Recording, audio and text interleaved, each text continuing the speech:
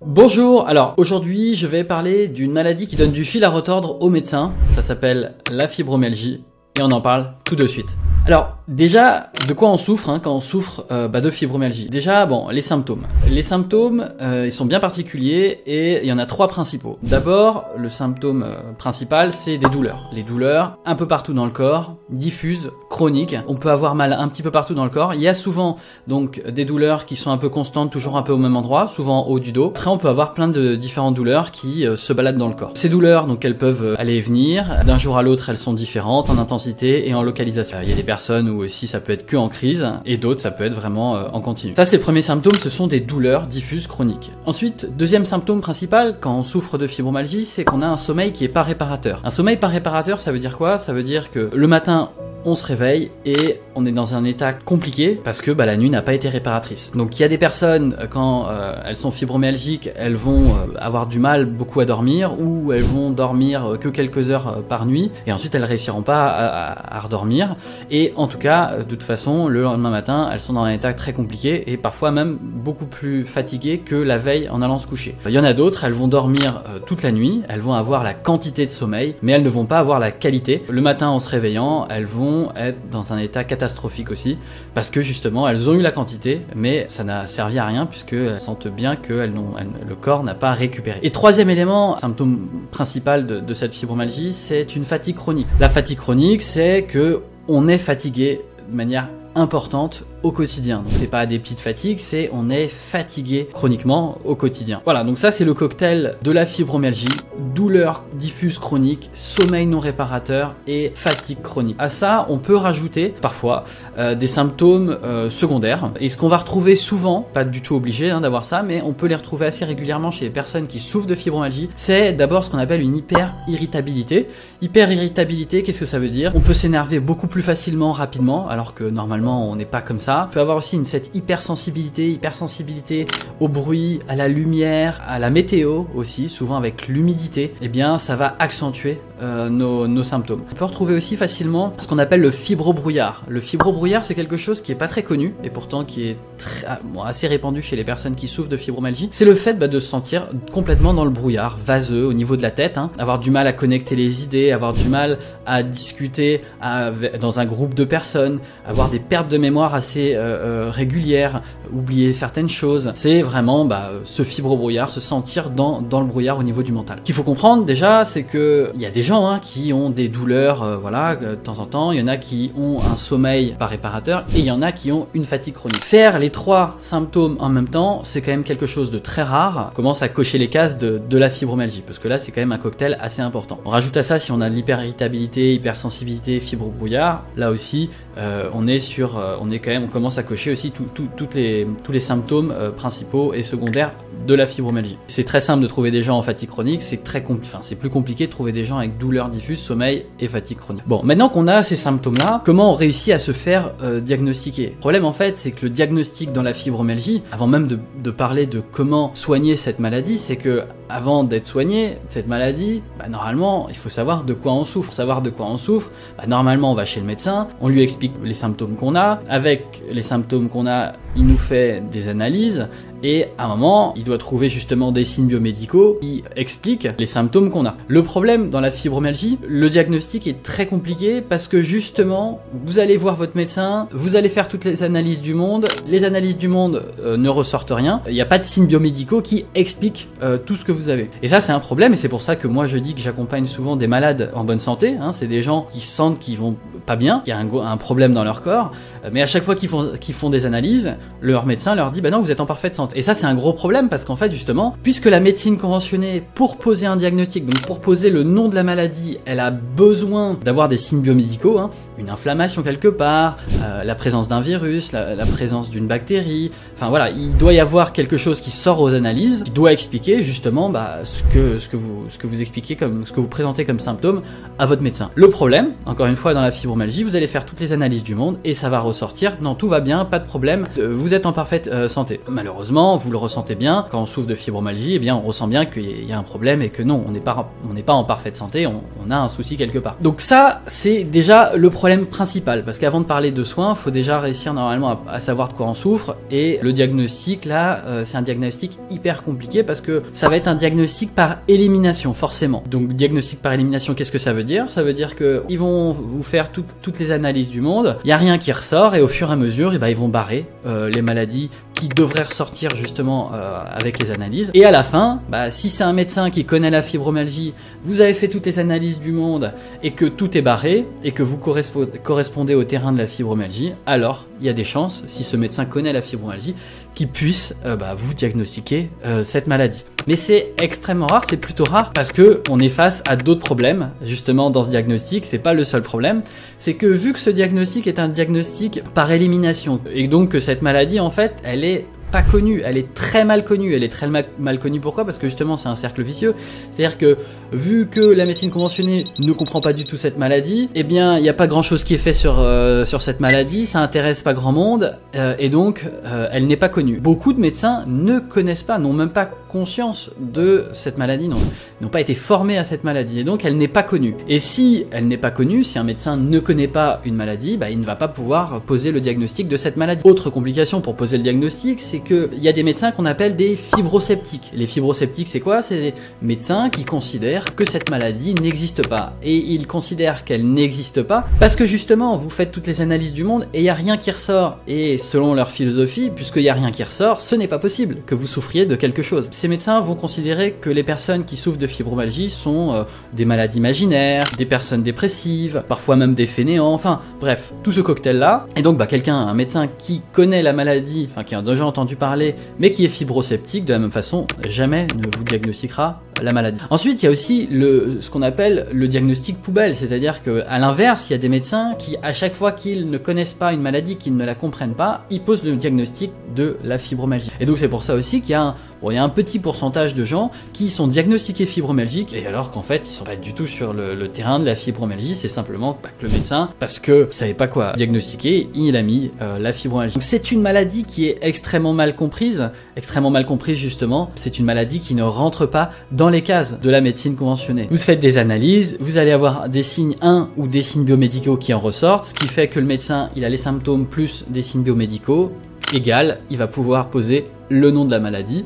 Et à ce moment-là, dès que le nom de la maladie est posé, donc le diagnostic est posé, et quand le diagnostic est posé, comment ça se passe avec votre médecin? Et bien normalement, il a toujours un protocole en fonction justement de la maladie. Et bien le problème, c'est que dans la fibromyalgie, on est bloqué dès le début, on arrive avec les symptômes, et dès le début, il n'y a pas de signes biomédicaux, donc on n'avance pas. Et c'est pour ça que beaucoup de personnes, et une bonne partie des personnes fibromyalgiques vont se trouver dans une errance médicale pendant longtemps. Il y en a, ça peut être des années, il y en a d'autres, ça peut être même des dizaines d'années, où on va aller de médecin en médecin, on va pas comprendre pourquoi on est dans cette situation, on va vraiment être dans une errance médicale. Et c'est pour ça qu'une bonne partie des personnes qui souffrent de fibromyalgie ne sont pas diagnostiquées et sans doute ne seront jamais diagnostiquées. Aujourd'hui, c'est à peu près 2 à 4% de la population qui souffrirait de fibromyalgie, et pourtant c'est pas 2 à 4% de la population qui est diagnostiquée fibromyalgique. Maintenant imaginons qu'on a été diagnostiqué, que le diagnostic est posé. On est face à un autre problème. Autre raison pour laquelle les médecins vont avoir du mal à soigner des personnes fibromyalgiques, il n'y a pas grand chose que la médecine conventionnée peut proposer lorsqu'on souffre de fibromyalgie. Ils n'ont pas la pilule magique contre la fibromyalgie. Ils n'ont même pas de médicaments qui vont vraiment aider à soulager à court terme les douleurs. En tout cas pour la très grande majorité des gens. Quand on souffre de fibromyalgie, que les médecins vont proposer aux fibromyalgiques, ça va être des antidépresseurs, ça va être des anxiolytiques, ça va être des décontractants musculaires. Deux possibilités. Soit ça va soulager, donc certaines personnes à court terme, ça peut aider à soulager, donc à sortir un peu la tête de l'eau, à subir moins la maladie à court terme. Et pour d'autres, et souvent pour la majorité, les médicaments font pas vraiment effet. Et pour ceux pour qui ça soulage à court terme, souvent ce qui va se passer, c'est que au début on est content, c'est normal, on souffre moins, donc on est content de prendre ces médicaments.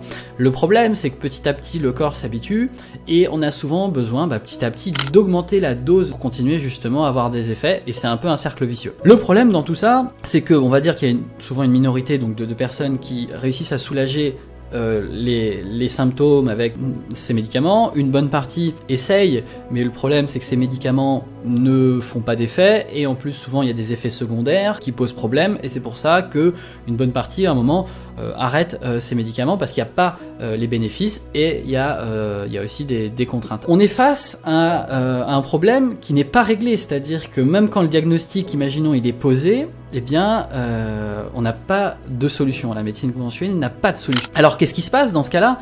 Eh bien, on se tourne vers les médecines douces. Et le problème, c'est que ça fonctionne pas mieux. Non pas que les médecines, il y a des médecines douces qui sont très très bien, mais le problème, c'est que c'est une maladie qui est très compliquée. Moi, je pense, selon moi, c'est une maladie c'est l'une des maladies chroniques, hein, je ne parle pas de maladie dégénérative, c'est pour moi l'une des maladies chroniques les plus compliquées qui existent aujourd'hui. Il y a deux, trois autres maladies qui ressemblent beaucoup à la fibromyalgie en termes de complexité. La fibromyalgie, c'est une maladie très compliqué, avec différentes causes qu'il faut adresser en même temps pour réussir à voir bouger les choses. Et donc le problème en fait, c'est que avec la médecine douce, les thérapeutes sont face à une maladie très compliquée, et chacun y va de sa petite technique. Le masseur va masser, l'acupuncteur va faire de l'acupuncture, la sophrologie va faire de la sophrologie, etc.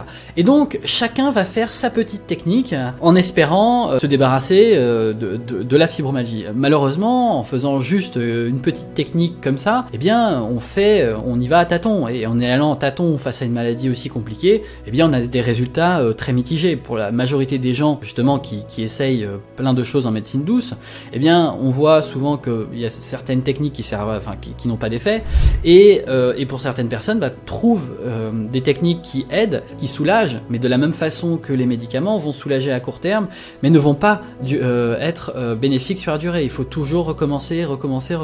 Le problème dans tout ça, c'est que on n'a pas de vraie stratégie. C'est pas de la faute des personnes fibromyalgiques, puisqu'ils sont face à une maladie compliquée, ils souffrent de cette maladie compliquée. La médecine conventionnée ne comprend pas et n'a pas de solution. Les thérapeutes de médecine douce essayent de faire ce qu'ils peuvent, mais avec une seule technique isolée, on ne s'occupe pas de toutes les causes de la maladie, et donc on y va à tâtons, pas de stratégie, et donc au mieux on a des résultats mitigés, au pire on a aucun résultat. Le problème en fait dans ces deux approches, c'est que on fait de l'antisymptomatique, que ça soit donc en médecine conventionnée, mais ça c'est normal. Les médecins font quasiment à 99% toujours que du symptomatique, on prend un médicament qui va toujours contrer le symptôme que le corps envoie. Pareil de la même façon, si on fait de la chirurgie, l'organe a un problème, on l'enlève, il n'y a plus de problème. Symptomatique, pourquoi l'organe avait un problème, on s'en occupe pas. De la même façon, on fait des radiations, hop, on tue les cellules cancéreuses X, Y, Z, mais pourquoi ces cellules étaient dans tel état? Voilà.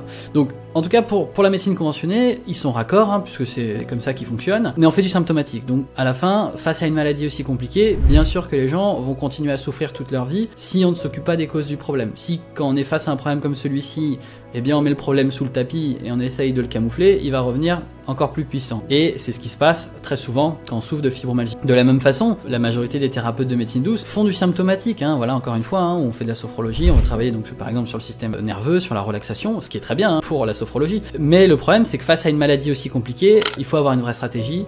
Il faut s'occuper de toutes les causes en même temps, et c'est comme ça qu'on peut s'en sortir.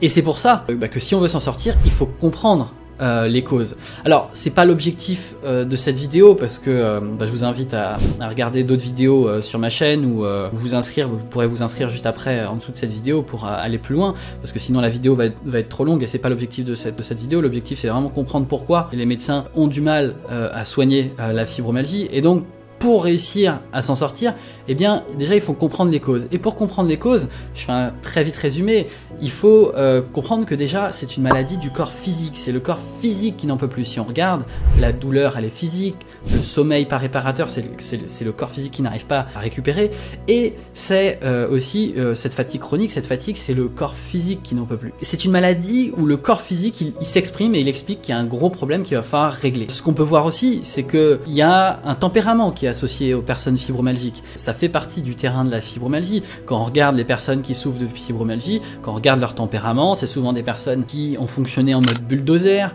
fallait avancer, qui s'écoutait pas trop, qui voulait aider beaucoup les autres, qui allait beaucoup au mental, qui était plutôt perfectionniste. On a souvent ce tempérament-là quand on souffre de fibromyalgie. Et troisième élément qui correspond au terrain de la fibromyalgie, c'est que souvent sur l'aspect émotionnel, on est une éponge émotionnelle, on est plutôt hypersensible, ce qui fait qu'on se surcharge aussi émotionnellement. Ce qui est important de comprendre, le corps, il envoie un signal d'alarme. À un moment, en fait, il n'en peut plus, et à un moment, la fibromyalgie arrive. Souvent, ce qu'on peut voir dans la fibromyalgie, c'est que ça arrive crescendo, c'est-à-dire que c'est pas normalement du jour au lendemain. Le corps a envoyé des signaux, des petits signaux d'alarme depuis longtemps, souvent. C'est pour ça que beaucoup de fibromyalgiques font des capsulites, font des bursites, font de l'arthrose, de l'arthrite. On a eu des signaux qui nous montraient que le corps n'en pouvait plus, et qu'est-ce qu'on a fait? On a fait du symptomatique où on ne s'en est pas occupé, et on a continué, jusqu'à ce que le corps n'en puisse plus. Et là, la fibromyalgie s'est déclenchée. Parfois, il y a un déclencheur, ça peut être un choc physique, ça peut être un choc émotionnel. Parfois, il n'y a pas de déclencheur, c'est juste que le corps n'en peut plus. Et ce qui fait que la fibromyalgie s'est vraiment déclenchée, et là, c'est extrêmement compliqué. C'est un peu comme si, pour moi, la symbolique de la fibromyalgie, c'est un peu comme si on avait conduit notre voiture à 300 km/h sur l'autoroute toute notre vie, et à un moment, il y a eu des signaux qui nous disaient sur le tableau de bord qu'il fallait s'arrêter, qu'il fallait se reposer, etc. On a continué jusqu'à ce que, à un moment, le moteur il casse, et là, la voiture s'arrête, on essaye de redémarrer, et ça ne marche pas, et on comprend pas pourquoi on est dans cette situation. Notre entourage ne comprend pas non plus pourquoi on est dans cette situation, et on essaye de redémarrer, mais là, si on veut redémarrer, il va falloir retaper le moteur pour pouvoir justement redémarrer, parce que sinon ça ne pourra pas remarcher. Pour moi, la fibromyalgie, c'est un peu un signal d'alarme que le corps envoie, qui dit à un moment, si on ne fait pas ce qu'il faut, si on ne s'occupe pas un peu de soi, si on ne fait pas attention un peu à soi, eh bien on ne peut pas redémarrer. C'est un peu comme si le corps avait mis un bâton dans les roues, et c'est pour ça qu'il met des toxines, des cristaux au niveau des tendons et des muscles. Ça bloque le corps physique. Vous sentez bien que dans votre tête, vous avez envie d'avancer, mais c'est le corps qui vous bloque. Alors tout ça, je l'ai pas appris dans un livre où ça m'est pas tombé dessus.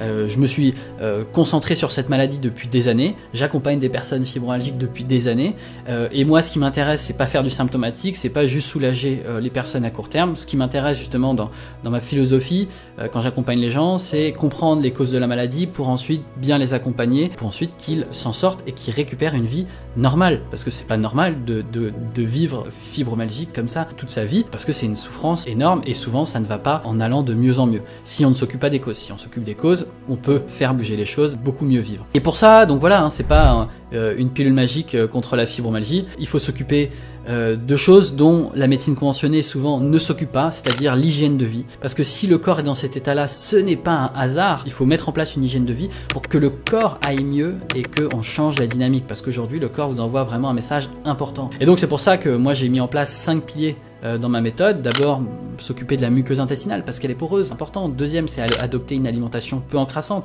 Troisième, c'est réactiver les émonctoires, les voies d'élimination du corps, les intestins, les reins, la peau. Adopter une détoxination pour faire remonter les toxines. Et bien sûr aussi, avoir une relaxation, se détendre au niveau du mental, moins dépenser au niveau du mental pour que le corps physique justement puisse avoir plus d'énergie pour faire son travail physiologique. Ça prend environ 9 mois pour changer, pour réussir à se débarrasser de la majorité des symptômes. Et ce qui est incroyable, c'est que je suis sûr que si on arrivait au même résultat que j'obtiens avec les personnes que j'accompagne avec une pilule magique, si un jour si j'avais été physicien et que j'avais un laboratoire et que j'avais trouvé la molécule magique pour permettre aux gens de ne plus souffrir de fibromyalgie, eh bien tout le monde s'intéresserait à mon cabinet.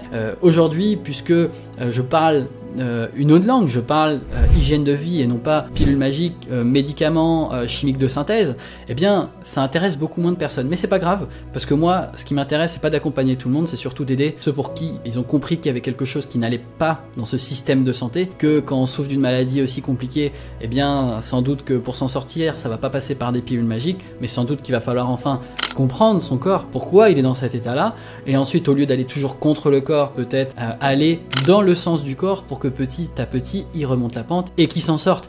Et c'est le problème aujourd'hui, c'est la raison pour laquelle les médecins aujourd'hui n'arrivent pas à soigner les personnes qui souffrent de fibromyalgie, c'est que ils ne sont pas outillés pour. Et je ne suis pas en train de critiquer les médecins, je crois que la médecine conventionnée elle est hyper intéressante pour tout ce qui est grande urgence, grande douleur, dégénérescence. Il faut la garder, il faut la conserver, il faut faut l'utiliser là où elle est forte.